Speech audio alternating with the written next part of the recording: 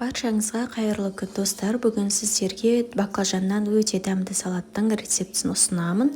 Менімен бірге видеоны соңына дейін көріңіз. Ең алдымен баклажанымыздың керек емес бөліктерін алып тастап, видеода көрсетілгендей үлкен бөліктерге кесіп шығамыз.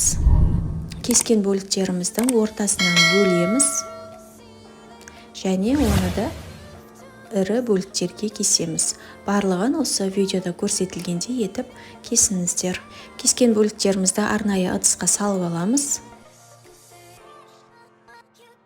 Оның үстіне 1 шай қасық тұз салып, үстіне салқын су құямыз. Баклажанымыздың ащысы кетемін дегенше басқа заттарды дайындап турайтын боламыз.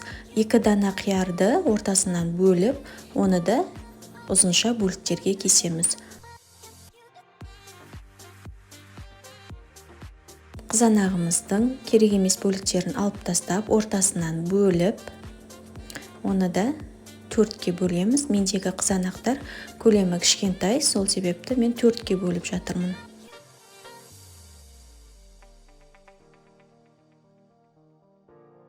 Бір штук болгар бұрышын қиғашынан ұзынша бөліктерге кесеміз. 4 тіс сарымсағымызды күштен өткіземіз. Одан кейін укроп және мен кинзаны пайдаландым. Барлығын ұсақтап тураймыз.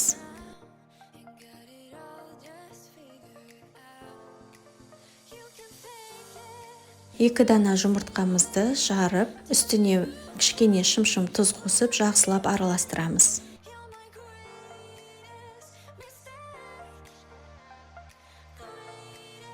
Табамызға қажетті мөлшерде сұйық майды құямыз. Баклажанымызды жұмыртқаға аунатып, қызып тұрған майға салатын боламыз. Екі жанын қызарта отырып, қуырып аламыз. Құрметті достар, менің каналыма тіркелмеген болсаңыздар, міндетті түрде каналыма тіркеліп кетулеріңізді сұраймын. Себебі менің каналымда ең оңай рецептерді көре аласыздар. Мінекей біздің баклажандарымыз қуырылды. Енді осы қуырылған баклажандарымызды қатты майлы болып кетпес үшін қағаз сүлгіге қойып, майын сырғытып аламыз. Мінекей қуырылған баклажанымыз дайын болды. Енді осыны ыдысымызға саламыз. Дәл осылай барлық туралған заттарымызды жинастыратын боламыз. Үстіне 1 шай қасық тұз, 1 шай қасық паприка, жарты шай қасық кориандр, 1 шай қасық қант және 2 шай қасық соя тұздығын қосамыз. Барлығын жақсылап араластырамыз. Және 1 ас қасық күнжутты қосамыз. Мінекей біздің салатымыз дайын болды. Енді осы дайын болған салатты ыдысымызға орналастыратын боламыз.